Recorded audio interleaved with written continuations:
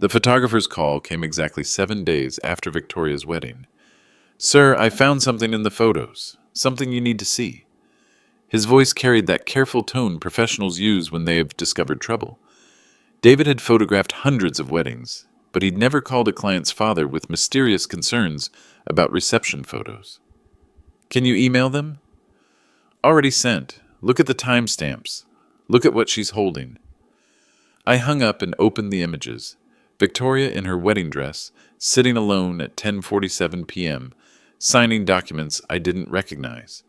The same elegant handwriting that had written thank you notes as a child was now creating secrets I couldn't yet understand. Some celebrations hide destructions. Let me tell you how a 71-year-old attorney learned that 45 years of legal expertise means nothing when your own daughter weaponizes your love against you. 7 days earlier, Charleston's morning mist clung to the historic district as I adjusted my bow tie in the mirror. October 15th, 2024, Victoria's wedding day. 45 years of practicing estate law had taught me to read people, but I never thought I'd need to read my own daughter. My name is Benjamin Ashworth. I've spent my career protecting families' legacies, drafting wills worth over $800 million, and ensuring that wealth transfers according to the deceased's true wishes. My office walls display certificates from the South Carolina Bar, commendations from probate courts, and photographs with 3 governors. At 71, I thought I'd seen every form of greed and deception. I was wrong. Victoria had always been my pride.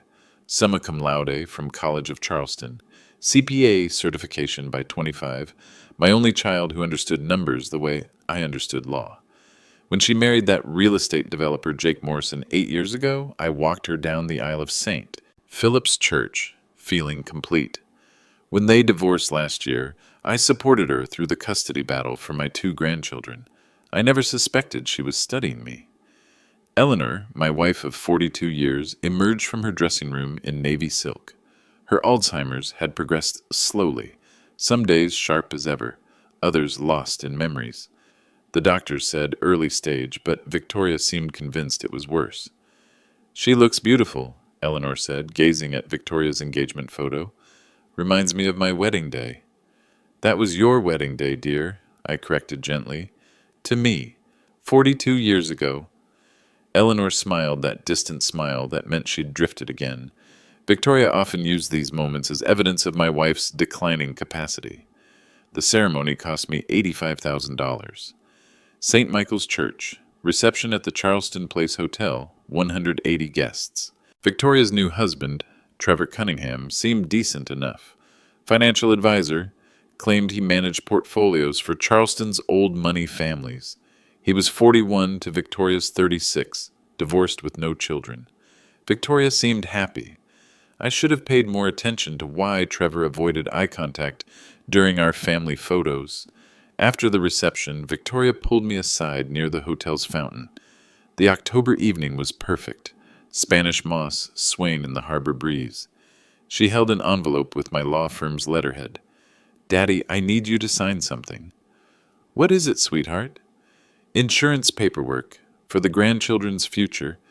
Trevor explained how important it is to have everything properly documented, especially with Mama's condition. The papers looked official. Estate planning documents, insurance beneficiary forms, the kind of paperwork I'd prepared thousands of times. Victoria's professional demeanor, she'd inherited my attention to detail, made everything seem routine.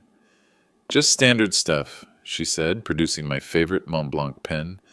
"Protection for Emma and Jake Jr. if something happens to Trevor or me." I signed without reading.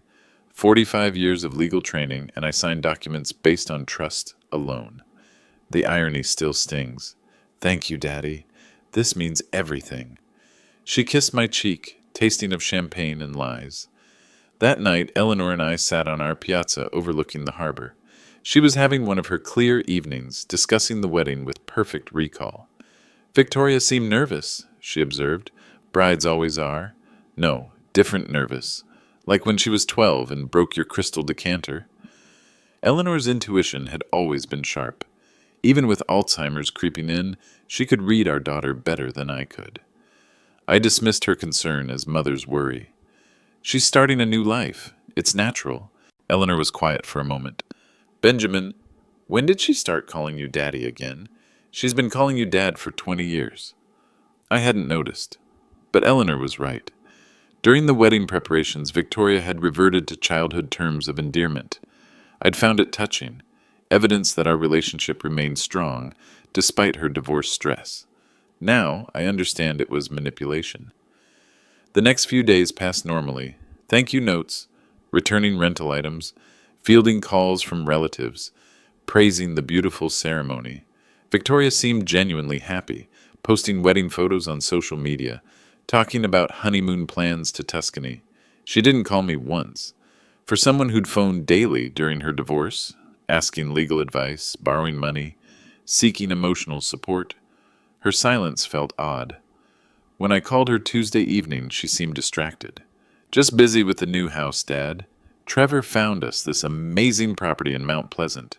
Needs some work, but the potential is incredible. How much? $2.8 million, but Trevor says it'll be worth $4 million after renovations. I felt that familiar chill that comes with bad financial decisions. Victoria made $78,000 annually as a forensic accountant. Trevor claimed success, but I'd never seen evidence of substantial wealth. That's a significant mortgage. Oh, we're paying cash. Trevor's been very successful with his investments. Cash.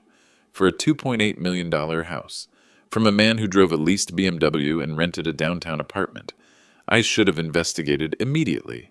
Instead, I convinced myself that love makes people optimistic about finances. Young couples often stretch beyond their means. I'd seen it countless times in my practice. Inheritance disputes arising from financial overextension. Friday morning, October 22nd, my phone rang at 9:15 a.m. The caller ID showed Magnolia Wedding Photography. Mr. Ashworth? This is David from Magnolia Photography. I hope you don't mind me calling directly. Not at all, David. The photos were beautiful. Thank you, sir. I'm calling about something unusual I noticed while editing. There's a sequence of shots from the reception where I captured your daughter signing some documents at a table. The lighting was perfect, so I got very detailed images. My chest tightened. Go on. Sir, I've photographed hundreds of weddings. I've never seen someone conducting legal business during their reception. The papers looked important. I thought you should know. I didn't know that phone call would destroy everything I thought I knew about my family. Can you email me those photos? I kept my voice steady, though my pulse had quickened.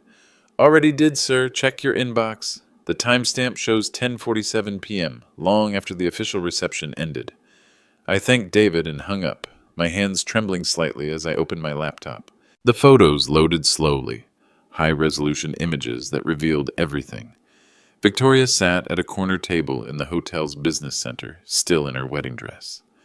3 documents spread before her, 2 legal-sized pages, and what appeared to be a notarized form. The Mont Blanc pen, my pen, was in her hand. But this wasn't the insurance paperwork she'd shown me. I enlarged the image. The letterhead was unmistakable. Last will and testament of Benjamin Charles Ashworth. My blood turned to ice. The photos showed Victoria forging my signature on my own will, a document I'd never seen, never authorized, never even discussed. The timestamp metadata confirmed it. 22:47 on October 15th, 2024. Nearly 3 hours after I'd signed what I believed was insurance paperwork. I called my law firm immediately. Gerald, it's Benjamin. I need you to check our filing system. Has anyone requested copies of my estate documents recently? Gerald Whitmore had been my partner for 30 years. His voice carried concern. No requests through our office. Why? Someone's forged a will in my name. I need to know if anything's been filed with the probate court. Jesus, Benjamin. Are we talking about identity theft? Worse, family theft. I drove to the courthouse, each mile feeling longer than the last. The Charleston County Probate Court had been my second home for 4 decades. I knew every clerk, every procedure, every filing requirement. Margaret Stevens, the chief clerk, pulled up the computer records. There is something, Mr. Ashworth. Filed yesterday morning, a petition for emergency conservatorship. The words hit like a physical blow. Conservatorship? Your daughter Victoria filed documents claiming you're suffering from dementia and requesting immediate authority over your assets due to your wife's condition and your alleged incapacity. Margaret's voice softened. Benjamin, she provided medical documentation stating you've been experiencing severe cognitive decline and may be vulnerable to financial exploitation. I stared at the computer screen. The petition claimed I'd become increasingly confused and paranoid, that Eleanor's Alzheimer's had triggered sympathetic decline in my mental state, and that immediate intervention was necessary to protect our $4.2 million estate. The medical documentation came from Dr. Harrison Webb, a physician I'd never met. Margaret, I need copies of everything, and I need to know, what's the court date? Monday, October 25th. Emergency hearing at 2:00 p.m. 4 days. Victoria had given herself 4 days to seize control of everything I'd spent a lifetime building. I called Dr. Webb's office from my car. The receptionist was polite but firm. I'm sorry, but Dr. Webb can't discuss patient information without proper authorization. I am the patient, allegedly. Sir, I'd need to verify that with your authorized representative. Who's my authorized representative? Victoria Cunningham. She holds your healthcare power of attorney. The Webb was more sophisticated than I'd imagined. Victoria hadn't just forged a will. She'd created an entire legal framework to declare me incompetent. I drove home in silence, my mind racing through 45 years of estate law. I'd seen this before. Adult children manipulating aging parents, exploiting moments of vulnerability, using the legal system designed to protect the elderly as a weapon against them. I'd just never seen it done so expertly. Eleanor was gardening when I arrived, her hands deep in the soil of her rose bed, one of her clear moments. You look troubled, she said without looking up. Eleanor, I need to ask you something important. Have you signed any papers recently? Anything Victoria brought you? She wiped her hands on her gardening apron. The healthcare forms last month. Victoria said we needed to update everything because of my diagnosis. What exactly did you sign? Power of attorney for healthcare decisions. Financial power of attorney. Some insurance things. She paused. Benjamin, Victoria recorded our conversation, said it was for the lawyers to prove I understood what I was signing. The trap was complete. Victoria had my forged signature, Eleanor's legitimate signatures, and recordings that could be edited to suggest cognitive decline. My phone buzzed. Text message from an unknown number. Dad, heard about the court thing. Just want you to know Trevor and I are here to help. We love you. Victoria. She knew I'd discovered the petition, which meant someone at the courthouse had contacted her, which meant she had allies I didn't know about. I called Gerald again. I need you to recommend a litigation attorney, someone who specializes in estate fraud. Benjamin, you want to sue your own daughter? I want to prevent my own daughter from robbing me. Gerald was quiet for a moment. There's a problem. The attorney Victoria hired, it's Samuel Peterson. Samuel Peterson, my former associate, the young lawyer I'd mentored for 15 years before he started his own practice. The man I'd recommended for the Charleston Bar's Ethics Committee. Victoria hadn't just planned this theft. She'd recruited my own protege to execute it. Gerald, clear your calendar for Monday. We're going to court. As I hung up, Eleanor appeared in my study doorway. Benjamin, there's something else about those papers Victoria brought. Something I recorded too. She pulled out her iPhone, a device she rarely used but understood perfectly. I may have Alzheimer's, she said quietly, but I'm not stupid. I recorded every conversation we had about those documents. Maybe Victoria had underestimated both of us. Conspiracy discovery, 810 words. Eleanor's recordings changed everything. We sat in my study that evening, listening to conversations I'd never heard, watching my daughter's deception unfold in real time.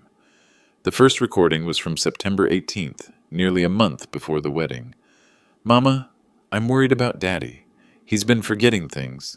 Yesterday he called me twice, asking the same question about Emma's school schedule. Eleanor's voice on the recording was clear. Your father's memory is fine, Victoria. He called twice because you didn't answer the first time. But the confusion, the repeating stories, every 71-year-old repeats stories. That doesn't mean dementia. I'd never experienced any confusion. Victoria was manufacturing evidence. The second recording from October 2nd revealed the full scope. Trevor thinks we need to protect Daddy's assets before he makes any serious financial mistakes. With your condition progressing, someone needs to take responsibility. My condition is early stage, Victoria. The doctor said I have years of good cognitive function left. But what if it accelerates? What if Daddy gets taken advantage of? Eleanor's voice turned sharp. Who exactly would take advantage of him? Victoria's pause lasted 10 seconds. Then, I just want to make sure the grandchildren are protected. The third recording from October 10th, 5 days before the wedding, revealed Trevor's role. Trevor researched everything. He knows a doctor who specializes in cognitive assessments. Dr. Webb. He's willing to provide documentation based on our observations. Documentation of what? Daddy's decline, the forgetfulness, the repeated questions, the way he signed those insurance papers without reading them carefully. Eleanor's voice carried ice. He signed them because he trusted you. Exactly. That's the problem. Someone with proper cognitive function wouldn't sign important documents without reading them. I turned off the recording. Victoria had weaponized my love for her. Saturday morning, I drove to Trevor's previous address, the apartment he'd claimed to rent downtown. The landlord, Mrs. Patterson, was watering plants on the building's front steps.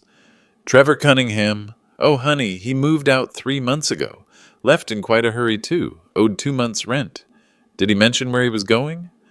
Something about a big real estate deal coming through. Said he was about to make some serious money. She lowered her voice. Between you and me, I think he was behind on more than just rent. Had some rough-looking men come by asking for him after he left. I drove to Trevor's claimed office address. The building directory showed no Cunningham Financial Services. The property manager confirmed no one by that name had ever rented space there. Trevor Cunningham was a phantom. I spent Saturday afternoon running background checks through my investigator contacts. The results arrived Sunday morning via encrypted email. Trevor James Cunningham, age 41. 3 previous bankruptcies.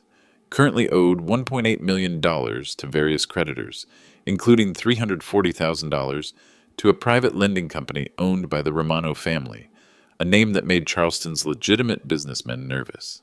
His successful portfolio management was fiction. His clients were fictional. His entire financial advisory business existed only on a website he'd created 6 months ago. Victoria had married a con man drowning in debt to dangerous people. Sunday evening, Eleanor and I reviewed everything. The forged will, the conservatorship petition, the medical documentation from a doctor I'd never met, the recordings proving Victoria's premeditation. She's not stupid, Benjamin. This plan required months of preparation. Then why did she leave so much evidence? Eleanor was quiet for a moment. Because she thinks we're both incompetent. She's 36 years old, watching her parents age, and she's convinced herself we're too weak to fight back. That night, I couldn't sleep. I kept thinking about the moment Victoria asked me to sign those insurance papers. Her smile, her kiss on my cheek, the way she'd called me Daddy. Everything had been performance. At 3:00 a.m., my phone rang. Unknown number. Mr. Ashworth, this is Detective Ray Morrison with Charleston PD. I'm sorry to call so late, but we need to discuss a report filed against you. What kind of report? Elder abuse allegation. Filed Friday evening by your daughter.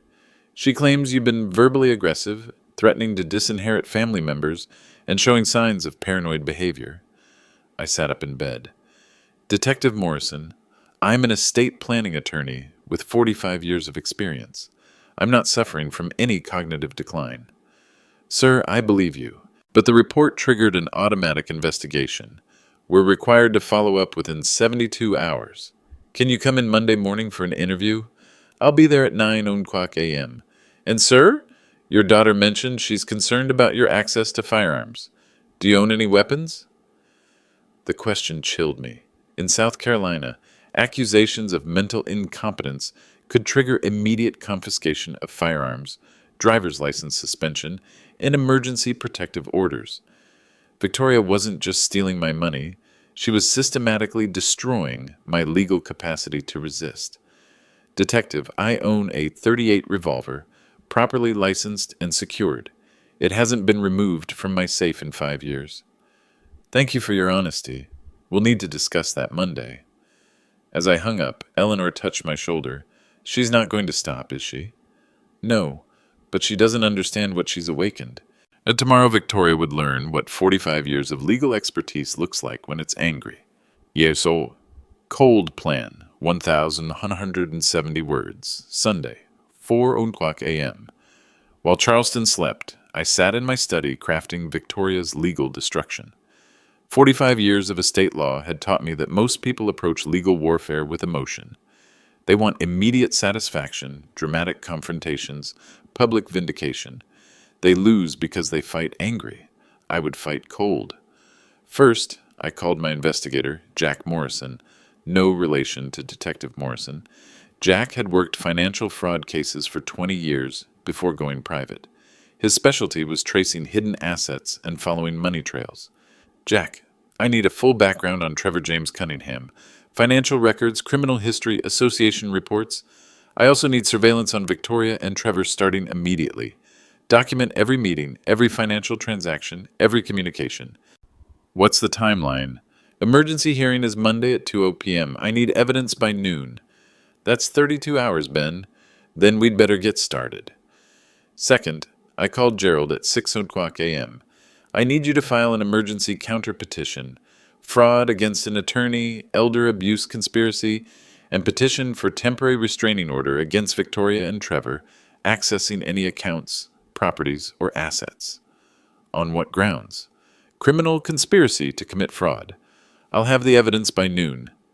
Third, and most importantly, I activated a legal mechanism I'd installed in my estate planning years ago, one Victoria didn't know existed. In 2019, after watching several colleagues become victims of family financial abuse, I'd created what estate lawyers call a dead man's switch, a revocable living trust with an automatic fraud protection clause. If anyone attempted to claim control of my assets through fraudulent means, the entire estate would immediately transfer to a secondary trust, managed by 3 independent trustees. Victoria could steal my signatures, but she couldn't steal from a trust she didn't know existed. I spent the next 4 hours drafting documents that would legally eviscerate my daughter's conspiracy. The beauty of estate law is its precision. Every loophole has a counter-strategy. Every fraud has a legal response. Document 1. Emergency petition to void all powers of attorney signed under duress or false pretenses. Document 2. Motion to dismiss conservatorship petition based on fraudulent medical evidence. Document 3. Civil lawsuit against Victoria, Trevor, and Dr. Harrison Webb for conspiracy to commit elder fraud. Document 4. Criminal complaint against Trevor for identity theft and financial fraud. Document 5. Restraining order preventing Victoria from contacting Eleanor or accessing our property. At 10 a.m. Sunday, Jack called with preliminary findings. Ben, Trevor Cunningham is in serious trouble. The $1.8 million he owes isn't just credit card debt. $340,000 is to Romano Financial Services. That's mob money. High-interest private lending with very aggressive collection policies. How aggressive? 2 weeks ago, Romano's collectors visited Trevor's previous apartment and his claimed office address. They're looking for him. Victoria may not realize she married a dead man walking. That explained the urgency. Victoria wasn't just greedy. She was desperate. Trevor needed $1.8 million immediately, and my estate represented salvation. Keep following them. I need to know if they make any large financial transactions before tomorrow's hearing. At 1:00 p.m., Eleanor and I visited my bank to execute the fraud protection protocols I'd established years ago. Within 30 minutes, all accounts were frozen, pending investigation of fraudulent access attempts. Any attempt by Victoria to withdraw funds would trigger automatic alerts to law enforcement. I also activated what bankers call a financial hold, a legal mechanism that requires 3 independent verifications before any significant transactions. Victoria could present forged documents, but she couldn't bypass biometric verification, voice recognition, and personal history questions only I could answer. Sunday evening, I received a call that changed everything. Mr. Ashworth, this is Dr. Patricia Williams from Charleston Memory Care Associates. I need to inform you of an unusual situation involving your medical records. I've never been a patient at your facility. Exactly. But someone requested a comprehensive cognitive assessment using your name. They provided insurance information and claimed you'd been experiencing severe dementia symptoms. When we called to schedule, the phone number belonged to a Victoria Cunningham, who claimed to be your healthcare proxy. Did you conduct any assessment? No, but Dr. Harrison Webb contacted us requesting we forward any findings to him for consolidation of care. When we explained we hadn't seen you, he seemed surprised. Dr. Webb was creating a paper trail of cognitive decline without ever examining me. Medical fraud to support legal fraud. Dr. Williams, I'll need documentation of these contacts for legal proceedings. I've already prepared a report for law enforcement. Dr. Webb's behavior violates several medical ethics standards. Sunday night, 11:45 p.m., Victoria called. Daddy, I heard you've been making some phone calls today. I just want you to know that Trevor and I are here to help. We're not your enemies. Her voice carried that same manipulative sweetness from the wedding night, but now I heard the calculation behind it. Victoria, we need to talk. Of course. How about Tuesday morning, after everything gets straightened out with the court? After she'd stolen my estate and destroyed my legal capacity. How about Monday morning, before court? Oh, Daddy, I don't think that's a good idea. You seem so stressed lately. Maybe you should talk to Dr. Webb first. He's been very worried about your mental state. I kept my voice level. Victoria, I know about Dr. Webb. I know about Trevor's debts. I know about the forged will. Silence. 10 seconds that felt like minutes. Daddy, you're confusing me. What will? What debts? Are you having one of those confused episodes again? She was going to perform innocent confusion right up until the sheriff arrested her. Victoria, I'm giving you one opportunity to withdraw the conservatorship petition and return any documents you've forged. If you do that by tomorrow morning, we can handle this as a family matter. I don't understand what you're talking about, but I love you, Daddy. I just want what's best for you and Mama. She hung up. 2 minutes later, my phone buzzed with a text from an unknown number. Old man should learn to mind his own business. Some debts can't be paid with lawsuits. Romano's people had found my number. Eleanor appeared in my study doorway. Benjamin, I heard the phone call. She's not going to stop. No, she's going to court tomorrow, expecting to destroy a confused old man and his deteriorating wife. But we're not confused or deteriorating. I smiled for the first time in 3 days. No, we're angry. And tomorrow, Victoria learns the difference between an aging father and an experienced attorney who spent 45 years protecting families from people exactly like her. At midnight, I made one final call to Jack Morrison. Jack, I need you to be in the courthouse tomorrow, with every photograph, every document, every piece of evidence we've gathered. Victoria thinks she's walking into a routine probate hearing. What's she actually walking into? Her own legal execution. Monday, October 25th, 2 o'clock p.m., Charleston County Probate Court, Courtroom 3B.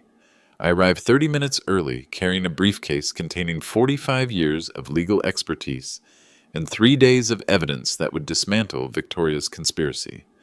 Gerald sat beside me, his own files spread across the defense table like weapons prepared for battle. Eleanor had insisted on attending. I want to watch our daughter learn about consequences.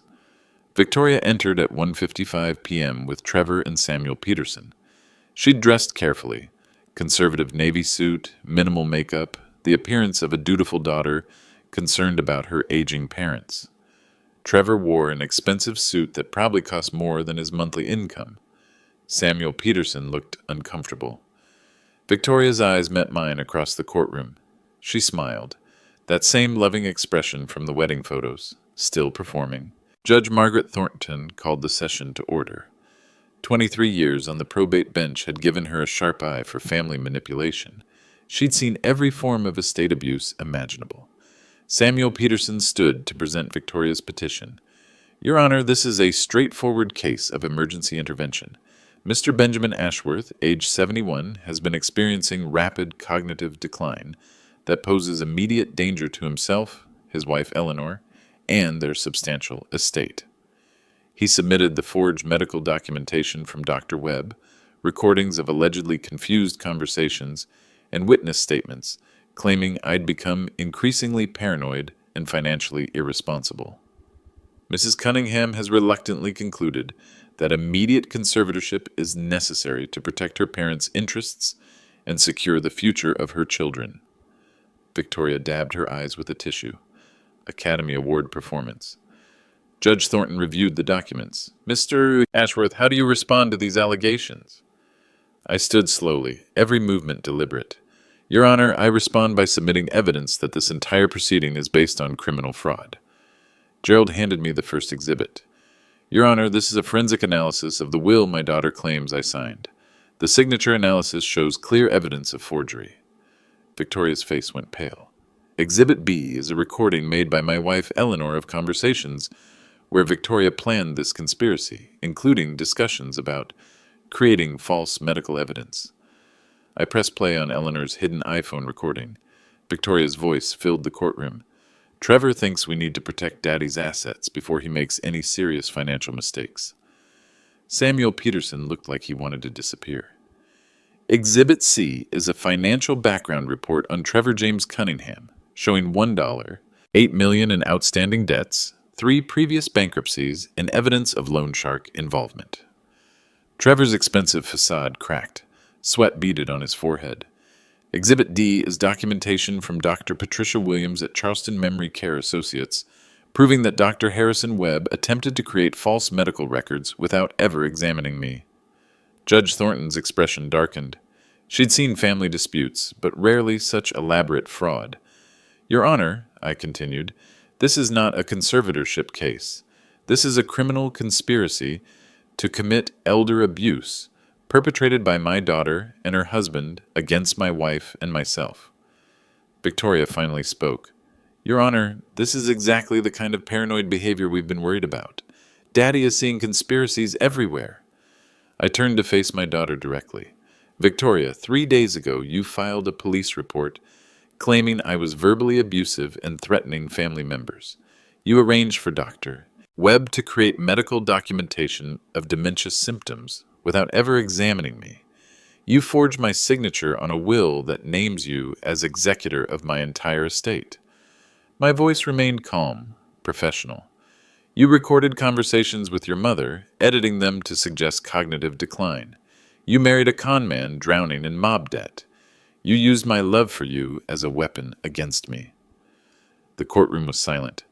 But your biggest mistake was underestimating a man who spent 45 years protecting families from people exactly like you. Gerald submitted the final exhibits. Bank records showing the fraud protection protocols I'd activated, documentation of the revocable living trust that made Victoria's conspiracy legally impossible, and photographs from my investigator showing Victoria and Trevor meeting with Romano's debt collectors. Judge Thornton studied the evidence for 10 minutes. Finally, Mrs. Cunningham, I'm dismissing your petition immediately. Mr. Peterson, I'm referring this case to the district attorney for criminal investigation. Victoria stood shakily. Your Honor, there's been a misunderstanding. Sit down. Judge Thornton's voice carried 40 years of authority. Mrs. Cunningham, you've attempted to defraud the court, your parents, and the legal system. Mr. Cunningham, you're facing charges of conspiracy, elder abuse, and fraud. Samuel Peterson whispered urgently to Victoria, then addressed the court. Your Honor, my clients request time to reconsider their position. Too late. Gerald stood with our counter petition. Your Honor, we're requesting emergency protective orders against Victoria and Trevor, freezing of all their assets pending investigation, and immediate restitution for legal fees and emotional damages. Victoria's tears were real now, not performance, but genuine terror as she realized the scope of her legal destruction. Daddy, please, she called across the courtroom. We can work this out. Family shouldn't... Victoria, I turned to face her one final time. You stopped being family when you decided to bury me alive. Judge Thornton granted our protective orders. Victoria and Trevor were escorted from the courthouse by bailiffs, forbidden from contacting Eleanor or me, banned from our property, and facing criminal investigation. As we walked down the courthouse steps, Eleanor took my arm. "How do you feel?" I thought about 45 years of protecting families, about the wedding photos on my desk, about the moment I'd trusted my daughter with my signature. "Empty," I admitted. "Victorious and empty." "She'll call," Eleanor said quietly, "when she realizes what she's lost." "I know. The question is whether I'll answer." We drove home in silence, legally victorious, but emotionally devastated. I'd saved my estate, but I'd lost my daughter. That evening, Victoria called 18 times. I didn't answer once. The phone calls began at 6:47 p.m. Monday evening and continued through Wednesday morning. Victoria, then Trevor, then numbers I didn't recognize. Eleanor and I sat in our study, watching the phone light up with unanswered desperation. By Thursday, Victoria's financial reality had crystallized. The emergency protective orders froze her access to any accounts where I'd been listed as a beneficiary or cosigner. Her checking account, which had contained $47,000 from the sale of her engagement ring and wedding gifts, was inaccessible pending the fraud investigation. Gerald called Thursday afternoon with updates. Benjamin, Victoria's attorney, former attorney, has withdrawn from her case. Samuel Peterson filed a motion to disassociate, citing client fraud and ethical conflicts. What about Trevor? Disappeared. Left Charleston Wednesday night. Victoria's been calling his phone, but it goes straight to voicemail. I felt no satisfaction, only the hollow ache of watching a life collapse. Victoria had gambled everything on stealing my estate. Now she faced criminal charges, a missing husband, frozen assets, and legal fees she couldn't pay. Friday morning, Detective Morrison called. "Mr. Ashworth, we arrested Trevor Cunningham in Savannah yesterday evening. Romano's people had tracked him down. He's agreed to cooperate fully with our investigation in exchange for protective custody." Trevor's cooperation meant more evidence against Victoria. Bank records showing premeditation, text messages discussing the conspiracy, recordings of conversations where they'd planned my legal destruction. Each piece of evidence tightened the criminal case against my daughter. Saturday, I drove past Victoria's Mount Pleasant house, the $2.8 million property she'd claimed to buy with cash. The for sale sign in the front yard told the real story. They'd never owned it, only rented with an option to buy. That required a massive down payment. That down payment was supposed to come from my estate.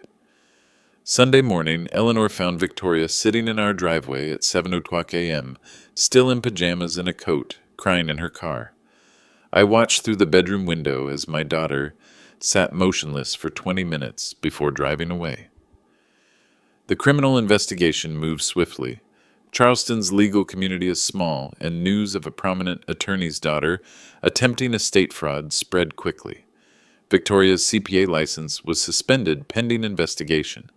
Her accounting firm placed her on unpaid leave. Within 2 weeks, she'd lost her career, her husband, her financial security, and her family. I received a letter Tuesday morning, handwritten on notebook paper. "Daddy, I know you probably won't read this, but I need to try.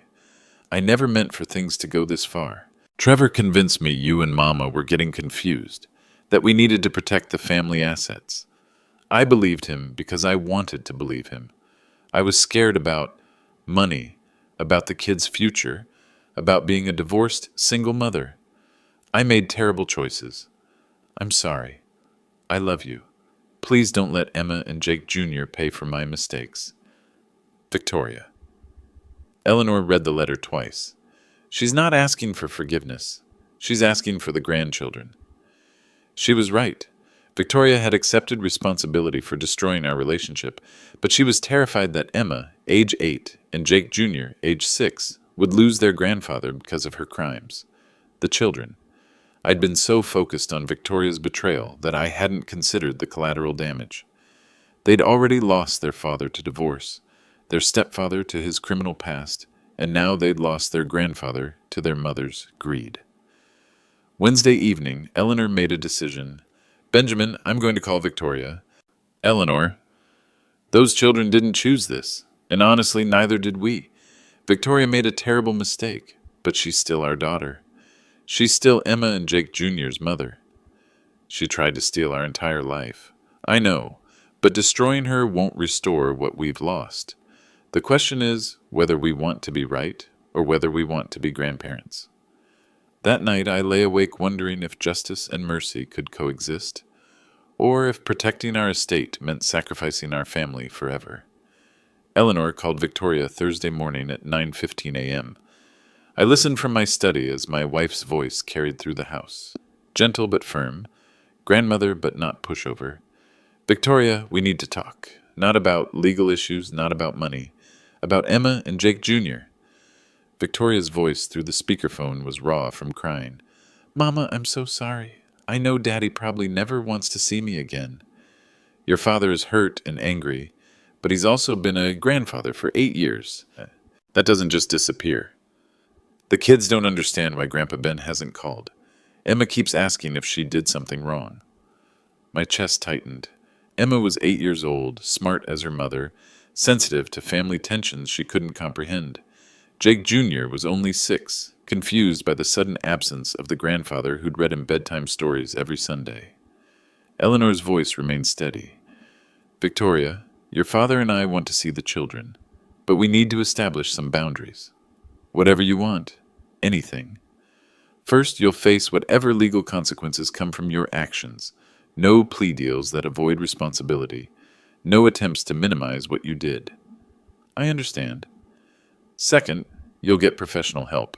Financial counseling, therapy, whatever it takes to understand how you made these choices. Already started. I found a therapist who specializes in financial addiction and family trust issues.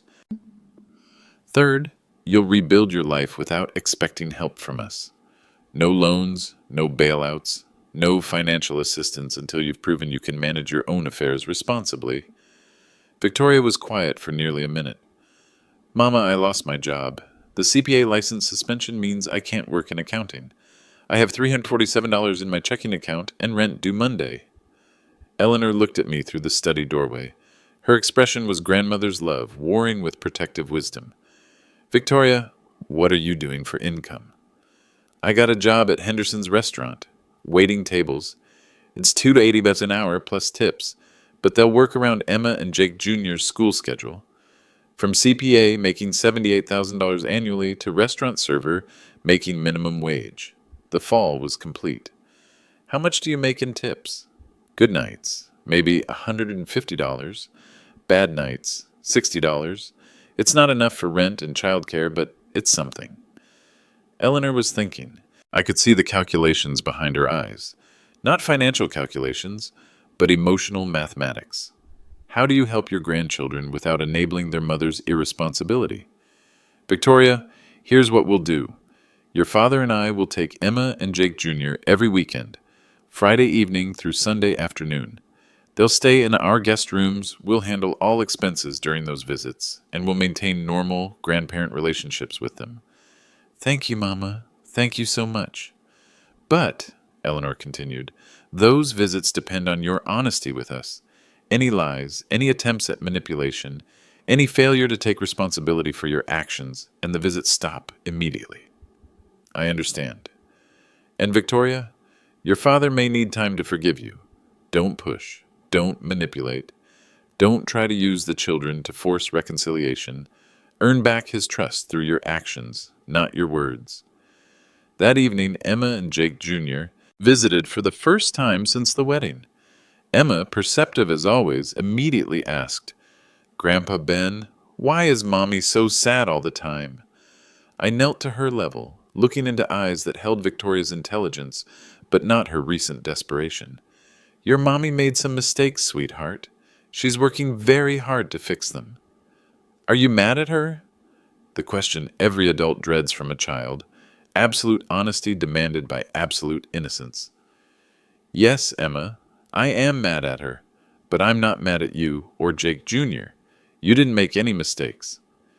Jake Jr., 6 years old and focused on immediate concerns, asked, Grandpa, can we still read stories on Sundays? Every Sunday, buddy. That's a promise. Watching them play in our garden, hearing their laughter fill the house again, I realized Eleanor had been right. Justice and mercy weren't opposites. They were both necessary for healing. Victoria had destroyed our trust, possibly forever, but Emma and Jake Jr. deserved grandparents who loved them, regardless of their mother's crimes. Saturday morning, Victoria arrived to pick up the children. She looked exhausted, aged years in 2 weeks, but she met my eyes directly. "Thank you," she said simply. I nodded. Not forgiveness, not yet, but acknowledgement that she was trying.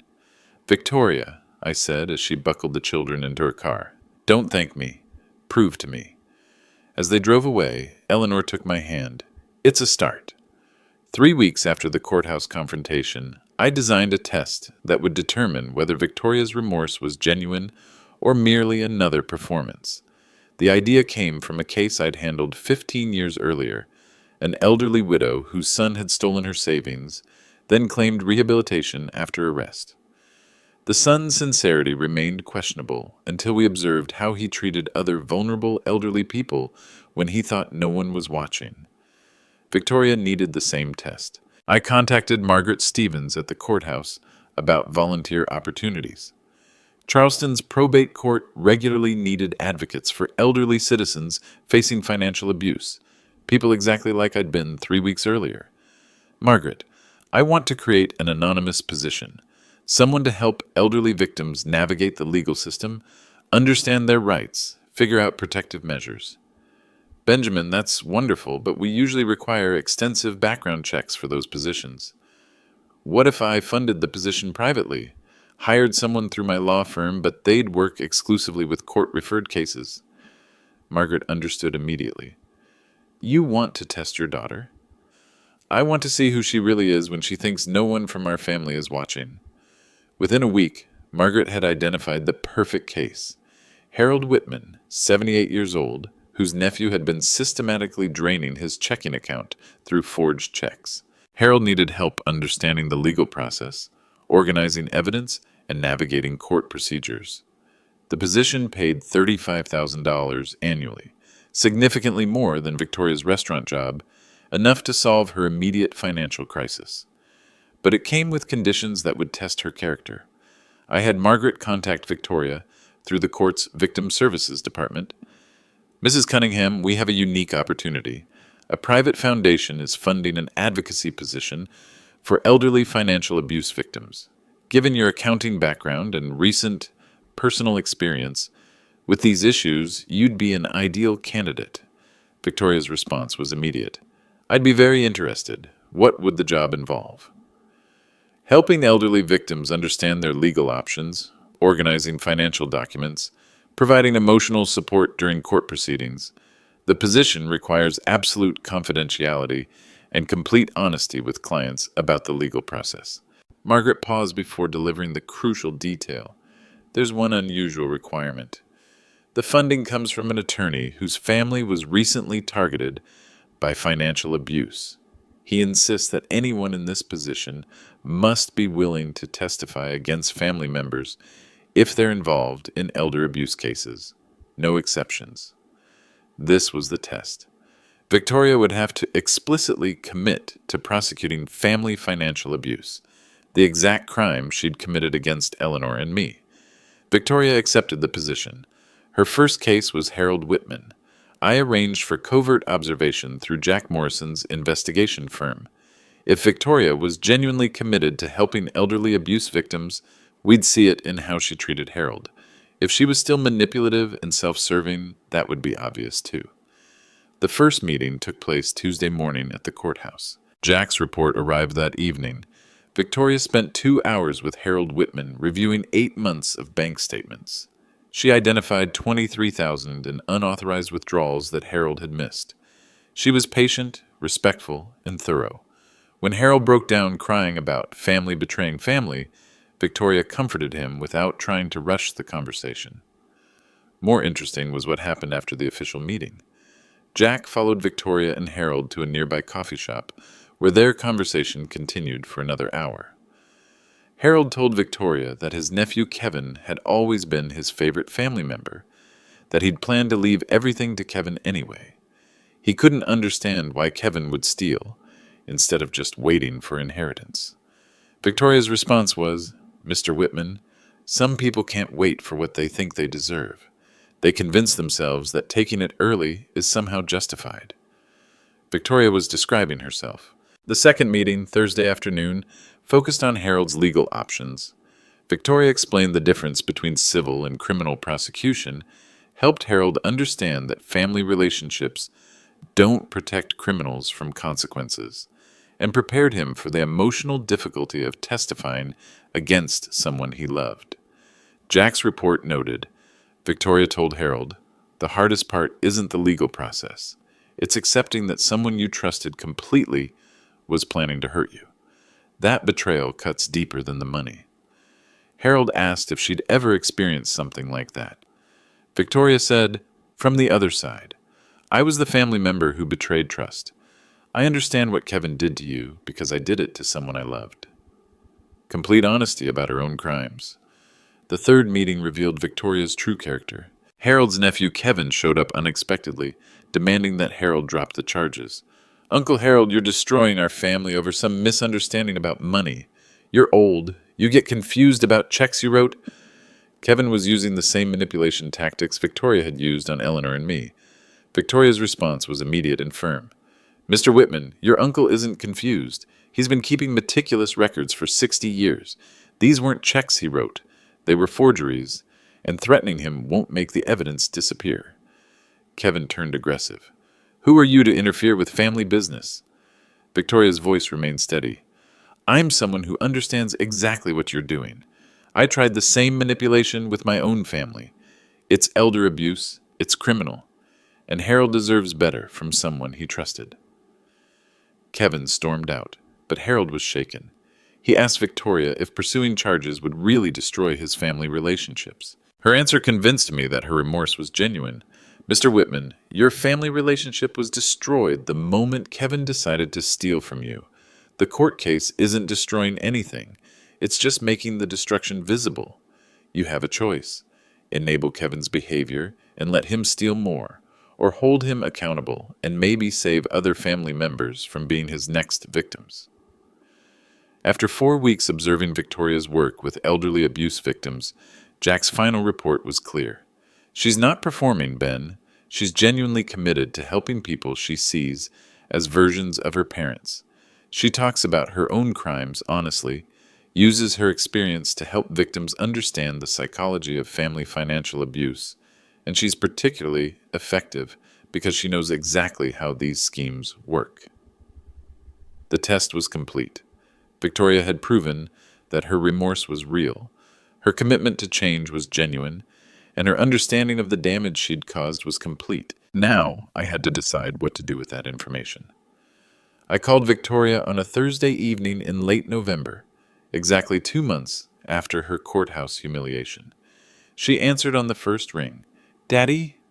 The hope in her voice nearly broke my resolve, but 45 years of legal training had taught me that emotions make bad law. This conversation required precision, not sentiment.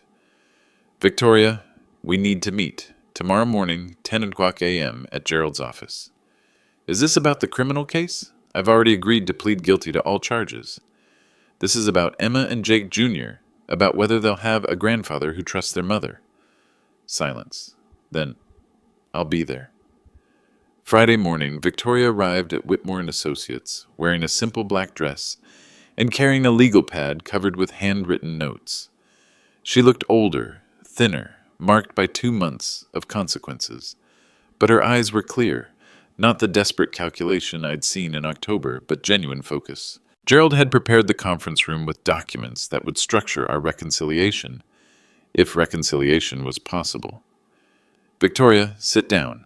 We have terms to discuss." She sat across from me at the polished conference table where I'd negotiated hundreds of family disputes. This was the most important negotiation of my career. "First, I want you to know that I've been observing your work with Harold Whitman and other elderly abuse victims." Her face went pale. "You've been watching me?" "Testing you. I needed to know if your remorse was genuine or if you were simply sorry you got caught." She absorbed this for a moment. What did you conclude?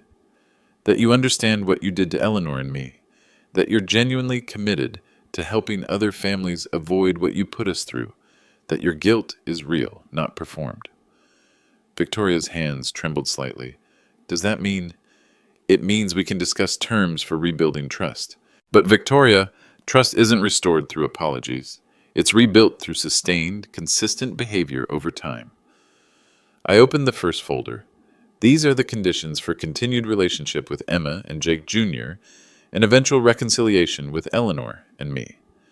She pulled out her legal pad, ready to take notes like the accountant she'd been. Condition 1. You'll complete the criminal prosecution without any plea bargaining that avoids responsibility. You'll accept whatever sentence the court imposes, serve any jail time required, and pay all court costs and restitution. I've already told the prosecutor I'll plead guilty to all charges. Condition 2. You'll continue working with elderly financial abuse victims for a minimum of 5 years. This isn't charity work. It's ongoing education in the consequences of what you did to us. I want to continue that work. It helps me understand things I never understood before. Condition 3. You'll attend family therapy with Eleanor and me once per week for as long as the therapist determines necessary. You'll be completely honest about your motivations, your planning, your decision-making process. Victoria was writing quickly, but she looked up. Will you be honest too, about how you felt when you realized what I'd done? The question surprised me. What do you mean? Daddy, I know you're hurt and angry, but I also know you're disappointed in yourself for not seeing the signs, for trusting me so completely that you signed documents without reading them. She was right. Part of my anger came from professional humiliation, an estate planning attorney who'd fallen victim to the exact fraud he'd spent decades preventing. Yes, I'll be honest in therapy about everything. Condition 4. You'll rebuild your financial life independently. No loans from us, no assistance with bills, no bailouts when things get difficult. You'll prove you can manage money responsibly before we'll trust you with any inheritance. How long until you'd consider trusting me financially? Gerald spoke for the first time. Victoria, your father has restructured his estate planning. The current will includes a 10-year probationary period. Even if he dies tomorrow, you won't inherit anything for 10 years. After 10 years, inheritance depends on demonstrating sustained financial responsibility and maintaining these conditions. Victoria nodded slowly. That's fair. More than fair. Condition 5. Complete transparency. We'll have access to your financial records, your therapy notes, your employment status, any lies, any hidden information, any attempts at manipulation. End this agreement immediately. What about my privacy? Victoria, you forfeited privacy when you forged my will. Trust is rebuilt through transparency, not through boundaries that hide behavior. She was quiet for several minutes, reading through her notes. Finally, these conditions are hard, really hard. They're supposed to be hard. You didn't make a mistake, Victoria. You planned a conspiracy for months. Rebuilding trust requires proportional effort. If I agree to all this, what exactly are you offering? Weekly visits with Emma and Jake Jr. family holidays, with supervision initially, gradual rebuilding of our relationship based on your demonstrated changes, and eventually, if you meet all conditions consistently, restoration to our family. Restoration? Eleanor spoke for the first time. Victoria, your father and I want to trust you again. We want to love you without wondering if you're manipulating us. We want to be grandparents to Emma and Jake Jr. without fear that you'll use them against us. Victoria started crying, not the performed tears from the courthouse, but genuine grief for everything she'd destroyed. I don't know if I can earn your trust back. Neither do we, I admitted, but we're willing to find out if you are. Victoria signed the agreement. 5 years of conditions, 10 years of financial probation, and the rest of our lives finding out if family love could survive complete betrayal. As she left Gerald's office, Victoria turned back. Daddy, can I ask you something? What? Do you think Emma and Jake Jr. will understand someday why this happened? I think they'll understand that their mother made terrible mistakes, but worked very hard to fix them. That's not a bad lesson for children to learn. Walking to our cars, Eleanor took my arm. How do you feel? Hopeful, I said, and terrified. Good. If this was easy, it wouldn't mean anything. 6 months later, Victoria stood before Judge Patricia Morrison for sentencing. She'd pleaded guilty to elder abuse conspiracy, fraud against a person over 65, and forgery. The maximum sentence was 18 months in prison. Eleanor and I sat in the gallery, watching our daughter accept responsibility for crimes that had nearly destroyed our family. Your Honor, Victoria said when asked if she wanted to make a statement, I planned and executed a conspiracy to steal my parents' life savings. I manipulated my mother's medical condition, forged my father's legal documents, and used their love for me as a weapon against them. Her voice was steady, clear, no excuses, no explanations about financial pressure or Trevor's influence. I understand the damage I've caused, not just financial damage, but emotional destruction of trust that took 70 years to build. I'm prepared to accept whatever sentence the court imposes, and I'm committed to spending the rest of my life proving that I understand the difference between being entitled to something and earning it. Judge Morrison sentenced Victoria to 12 months in prison, with 6 months suspended for her cooperation in prosecuting Trevor and her work with elderly abuse victims. She would serve 6 months, followed by 3 years of probation. That evening, Eleanor and I had dinner alone for the first time in 6 months. Emma and Jake Jr. were staying with Victoria's former in-laws, who'd stepped up to help with childcare during the transition. How do you feel? Eleanor asked, her standard question during this entire ordeal. Sad, I admitted, relieved that she accepted responsibility, but sad that it came to this. She'll be out in 6 months. The children will barely understand why she was gone. The question is whether we'll understand why we let her back. Eleanor set down her fork. Benjamin, I've been thinking about forgiveness. Not the cheap kind that pretends nothing happened, but the expensive kind that requires complete change from everyone involved. And what do you mean? Victoria has to rebuild her life and prove she's trustworthy. But we have to rebuild our ability to trust without being naive. We have to learn to love our daughter while protecting ourselves from who she was. 2 years later, Victoria was released and resumed her work with elderly abuse victims. She'd earned her paralegal certification in prison and now managed the Charleston County Elder Protection Program, the organization that had grown out of her initial volunteer work. Emma and Jake Jr., now 10 and 8, understood that their mother had made serious mistakes that hurt Grandpa Ben and Grandma Eleanor, but that everyone was working to make the family healthy again. Victoria never asked for financial assistance. She rented a small apartment, drove a 10-year-old Honda, and lived on $42,000 per year from her victim advocacy work. Every penny was accounted for in monthly reports she provided as part of our reconciliation agreement. The family therapy continued. Slowly, carefully, we rebuilt relationships that acknowledged the past without being destroyed by it. 3 years after the courthouse confrontation, I uphoided my will again. Victoria would inherit 25% of our estate after completing her 10-year probation period. The other 75% would be held in trust for Emma and Jake Jr., managed by independent trustees Victoria couldn't influence. She didn't object. She'd learned the difference between inheritance and entitlement. On a Sunday afternoon in late spring, I sat in our garden watching Emma and Jake Jr. play while Victoria helped Eleanor with dinner. The scene looked normal, peaceful, healed, but the legal documents in my study told the real story. Trust requires verification, love needs boundaries, and forgiveness doesn't mean forgetting. Victoria had learned that family wealth isn't inherited. It's protected by those who understand its true cost. And I'd learned that justice and mercy can coexist, but only when both demand the complete truth. The grandchildren laughed in our garden, playing in the shadow of lessons they wouldn't understand for years.